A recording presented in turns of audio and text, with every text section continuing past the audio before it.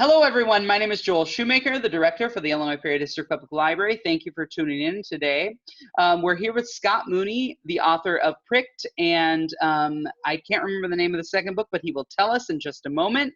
Before he does, I just wanted to make sure that everybody knows that we are available and open to the public with our limited hours that you can find online, and we are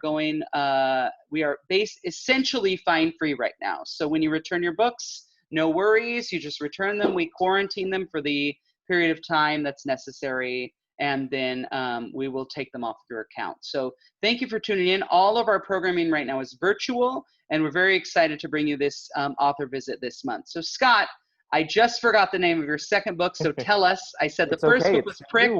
The second book was? Screaming Beauty. So it's the Tales from the Poisoned Apple series. Pricked is the first book. I was out in Peoria doing a signing for Pricked, and then Screaming Beauty came out in March. So I haven't had the chance, of course, with quarantine, to be able to go out and do a signing for that one. So it makes sense that you don't remember the title. I haven't been there yet. But to be fair, we purchased it. So I'm so glad. Oh, thank you.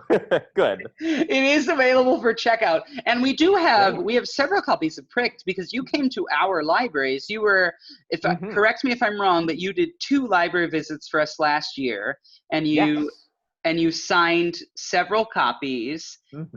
And now we can say that you're an award-winning author. Yes. Tell us about the award that you won. Of course. So I was very lucky. I was nominated for a Utopia Award. Utopia is a convention and like a group that celebrates independent authors, usually in the worlds of like science fiction, fantasy, young adult, kind of speculative fiction.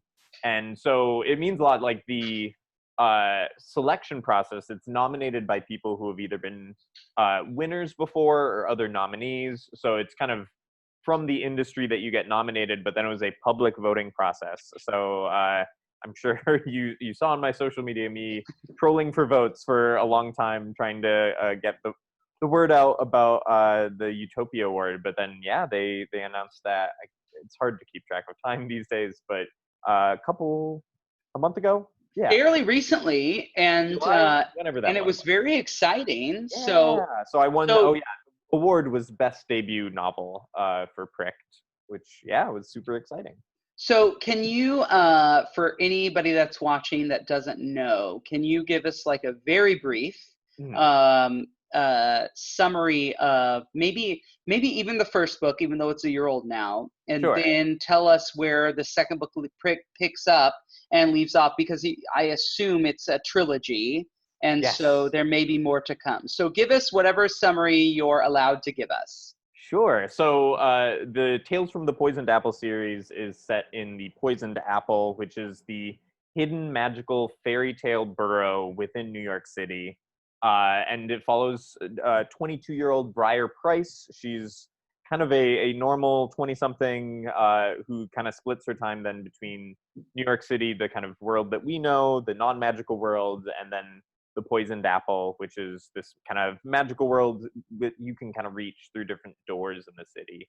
And she gets wrapped up in a kidnapping case. She has sort of this magical ability. She gives people enchanted roses, and it affects their emotions.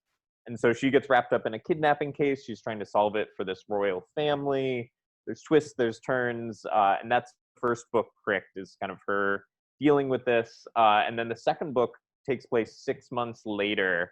I won't give you too much in terms of what happens, but there's sort of a big event that's affecting the entire Poisoned Apple. There's a curse or some sort of magical thing that's causing all of the sleeping princesses. It's a fairy tale world, so there's plenty of sleeping princesses, and they all start screaming all at once. To find out what happens after that, pick up Screaming Beauty. So the second book picks up like immediately following Pricked, or? It's about 6 months later. Okay. It's kind of, the different events that have happened in the first book then kind of follow through, and there's consequences for some of the things that happen. And then, the third book should be out sometime next year. There's not a firm release date yet, but that will be kind of the completion of the trilogy that will be Briar's story. So exciting. So Yeah. with the first book, Mm. obviously the reception was good, right? We have Oh, an thank you. award Yes. for it. We have all the things.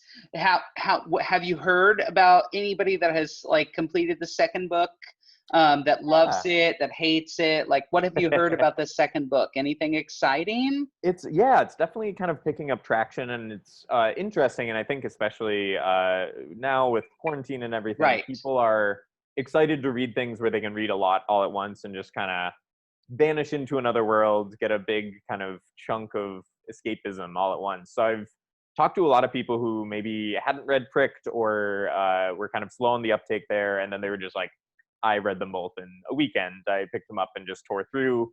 When's the third book coming? And I'm like, oh no, I need to sit right fast. Yeah, it's a great thing to hear in many ways, and also a lot of pressure. But it's very lovely to people who are just kind of encountering it for the first time, because there was a large gap between when I wrote the first book and the second book. So I was afraid that they would feel disconnected or that the voice would change. And I think people have kind of appreciated it. It shows that this character is changing and she's growing, but it does feel like, the same characters are back. It's this familiar world. By the second book, people have kind of become invested in it. And it was funny, like, even while I was writing the second book and getting the reactions of people who are now starting the first book, they were like, oh, well, like, does so and so come back? And what about this? And I was like, they were in one scene. I didn't think you had such an investment. But yeah, it's like fun that people just pick up on different stuff. And there's, there's a love triangle, and people have their different opinions on, like, well, she can't end up with this person because that would be,